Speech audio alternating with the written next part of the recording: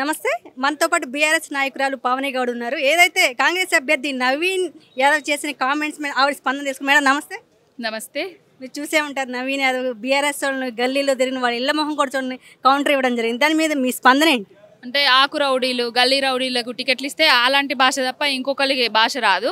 ఇంకొకటి ఏంటంటే కాంగ్రెస్ వాళ్ళు ఫ్రస్ట్రేషన్లు ఉన్నారు. వాళ్ళకి ఏం పట్టుకున్నదంటే భయము. సునీతమ్మ గారు భారీ మెజారిటీ తోటి గెలుస్తున్నారు, మాకు డిపాజిట్ కూడా గల్లంత అయ్యే పరిస్థితి ఉన్నదనే భయంతో ఫ్రస్ట్రేషన్ తోటి ఆకు రౌడీలలాగా మా బీఆర్ఎస్ కార్యకర్తలను కానివ్వండి, వచ్చిన ఎవరైతే ప్రచారం కోసం వచ్చిన వాళ్ళందరినీ బెదిరించడం జరుగుతుంది. బెదిరిపోవడానికి ఇక్కడ అల్లటప్పోళ్ళు కాదు, బీఆర్ఎస్ పార్టీ సైనికులు, బాపు కేసీఆర్ గారి సైనికులు. ఎంతమందిని కొడతావో, ఎంతమంది శవాలు ఇంటికి పోకుండా చూసుకుందాం, ప్రతిదీ చూసుకుందాం. తెలంగాణ ప్రజలు మీ భాషకు మీ సంస్కారానికి అందరూ గమనిస్తూనే ఉన్నారు. సమాధానం చెప్తారు ఓటుతోటి. నేను జూబ్లీస్, నేను లోకల్, మీ ఇళ్ల మొహం కూడా చూడండి నవీన్ యాదవ్ అంటున్నారు, ఏమంటారు? ఆయన జూబ్లీ హిల్స్, ఆయన లోకల్, మేమందరం తెలంగాణనే. మేము కూడా తెలంగాణ హైదరాబాద్లో ఉన్నోళ్ళమే. మాగంటి గోపీనాథ్ అన్న గారు 3 సార్లు హ్యాట్రిక్ ఎమ్మెల్యేగా పేరున్న నాయకుడు, అభివృద్ధి చేసిన నాయకుడు. వాళ్ళ బిడ్డ వాళ్ళ భార్య ఇంటింటి గడప గడపకు తిరుగుతుంటే కారు గుర్తుకే మేము ఓటేస్తాము, మాకు సంక్షేమ పథకాలు అందినాయి, డబుల్ బెడ్రూమ్ ఇండ్లు వచ్చినాయి, దళిత బంధు వచ్చింది, బీసీ బంధు వచ్చింది, మైనార్టీలకు తోఫా ఇచ్చిండ్రు, షాదీ ముబారక్ వచ్చింది అని చెప్తున్నారు. రేవంత్ రెడ్డి వచ్చిన తర్వాత 6 గ్యారంటీలు, 420 హామీలల్లో ఒక్క హామీ కూడా నెరవేర్చలేదు. హైదరాబాదును హైడ్రా తీసుకొచ్చి అల్లకల్లోలం చేస్తున్నారు. మేము కారుకే వేస్తామని చెప్తున్నారు. బీఆర్ఎస్ పిచ్చి పిచ్చి మాటలు మాట్లాడుతూ ఊరుకునేది నేను వార్నింగ్ ఇస్తాను. దీనికి స్పందన ఏంటి?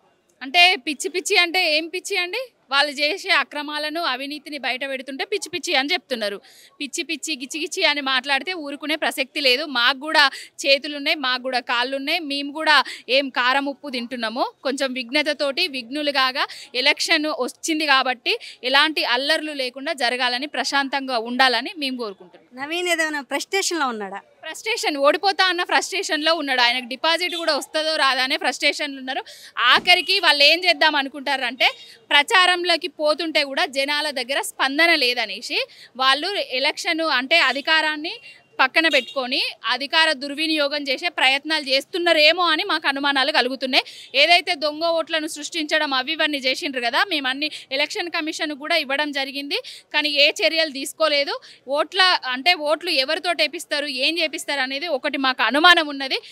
దానివల్ల ఇట్లా ఏమన్నా గెలుస్తా అని అహంకారంతో ఇట్లా మాట్లాడుతున్నాడో కానీ ప్రజలందరూ మాత్రం బీఆర్ఎస్ పార్టీకే ఉన్నారు, కారు గుర్తుకే ఓట్లు ఇస్తారు. గత కొన్ని రోజులుగా మీరు ఎలక్షన్ ప్రచారం చేయడం జరిగింది, ఎలా ఉంది ప్రజల నుంచి? బ్రహ్మరథం పడుతున్నారు ప్రజలు, ఎక్కడికి వెళ్ళినా బ్రహ్మరథం పడుతున్నారు. మాగంటి గోపీనాథ్ అన్న మా ఇంట్లో ఒక తమ్ముని లెక్క, అన్న లెక్క, మా అందరి కష్టాలలో భాగమై ఉన్నాడు. మాకు అభివృద్ధి చేసిండ్రు, మేము కారు గుర్తుకే ఓటేస్తాము. కేసీఆర్ గారి సంక్షేమ పథకాలు మాకు గడప గడపన ఇంటికి అందినాయి అని చెప్తున్నారు.